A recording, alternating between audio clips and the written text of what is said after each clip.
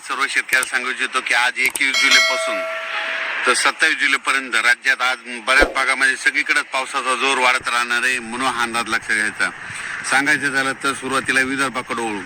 नागपूर, भंडारा, गोंदिया, चंद्रपूर, यवतमाळ, त्याच्यानंतर अकोला, अमरावती, बुलढाणा, वाशिम, हिंगोली ह्या परिसरामध्ये काय होणार, आज दुपारमध्ये रात्रीच्या वेळात काही ठिकाणी दुपारनंतर 3च्या नंतरच समजा बऱ्याच भागामध्ये पाऊस सुरू होणार आहे, पण रात्रीच्या मात्र जोराचा पाऊस राहणार आहे. म्हणून हा पूर्व विदर्भ, पश्चिम विदर्भातल्या 11 जिल्ह्यातल्या शेतकऱ्यांना लक्ष द्यायचा.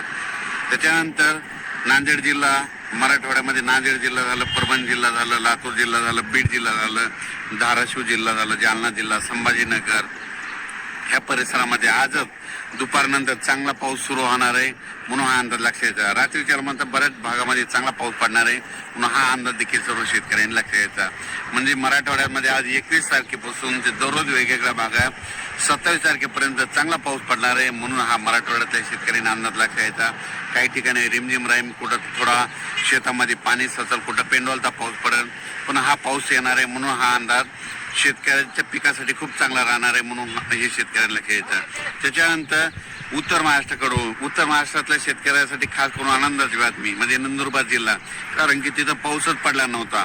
आज तिथं 21 तारखेपासून ते 27 तारखेपर्यंत नंदुरबार जिल्ह्यामध्ये काही ठिकाणी मुसळधार पाऊस त्या 5-6 दिवसामध्ये पडणार आहे, म्हणून ही नंदुरबार जिल्ह्यासाठी आनंदाची बातमी, धुळे जिल्ह्यासाठी आनंदाची बातमी, जळगाव जिल्ह्यासाठी आनंदाची बातमी, म्हणून हा अंदाज सर्व शेतकऱ्यांनी लक्षात द्यायचा.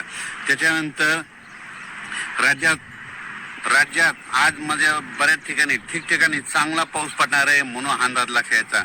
खास करून मुंबई, पुणे, नाशिक, त्र्यंबकेश्वर तिकडे देखील काय होणार आहे, आज 21 पासून ते 27 तारखेच्या दरम्यान 27 जुलैपर्यंत चांगला जोराचा पाऊस पडणार आहे. नाशिककडे परत एकदा गोदावरी नदीला पाणी येऊ शकतं, म्हणून हे अंदाज लक्षात येतं. कारण की नाशिककडे, त्र्यंबकेश्वरकडे काय होणार आहे, 21 ते 27च्या दरम्यान नाशिक जिल्ह्यामध्ये तिकडं म्हणजे गुजरातच्या बॉर्डरकडं म्हणजे वरती पाऊस पडणार आहे, पश्चिमेला म्हणजे नाशिकच्या पश्चिमेकडं म्हणजे त्या भागामध्ये पडणार आहे. त्याच्यामुळं परत नाशिककडे चांगला पाऊस सुरू होणार आहे, म्हणून हा नाशिककरांनी देखील अंदाज लक्षात द्यायचा.